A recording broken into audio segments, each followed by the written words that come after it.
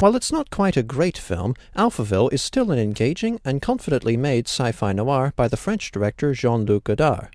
Photojournalist Ivan Johnson, Eddie Constantine, travels to the city, or possibly off-Earth colony, it's not very clear, of Alphaville, ostensibly to conduct research for an article. He is really the outer country's secret agent Lemmy Caution, and upon arrival he discovers a stark authoritarian regime ruled by logic, where displays of emotion are punished with execution.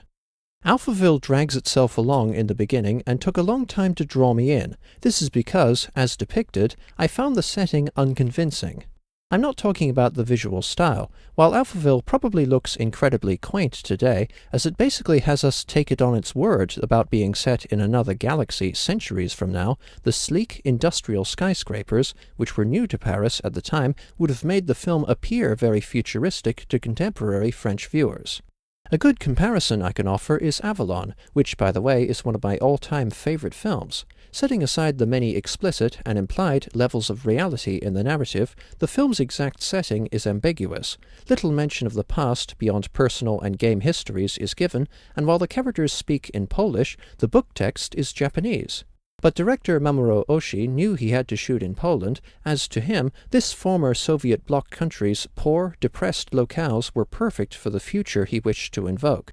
I'm fine with Alphaville's anachronistic design. But here's the problem. The city-state of Alphaville is supposedly cold and emotionless, but even disregarding the quote-unquote dissidents like Agent Dixon, the setting and its people are just too emotional and casually expressive for me to believe its oppressive reputation.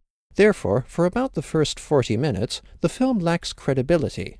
Ironically, though Alphaville's showing of detail is poorly executed in parts, the film picks itself up and becomes compelling once it starts telling us about the city's regime.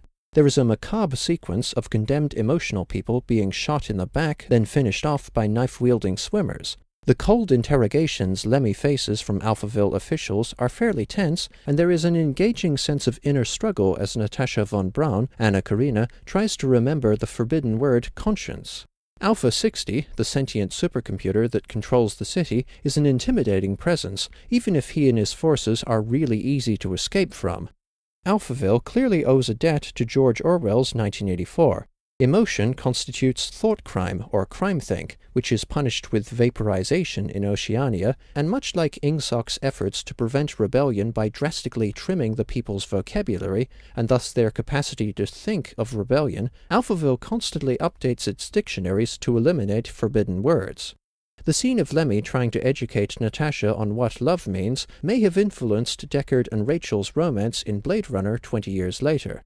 Finally, it's gratifying, if sentimental, to see that elegant poetry scrambled and brought down the coldly logical Alpha 60.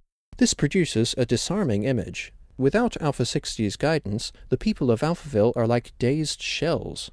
Alphaville does not make a satisfying whole, but it's an intriguing bunch of parts, and earns 3.5 stars out of 5. Thanks for watching. Cheers.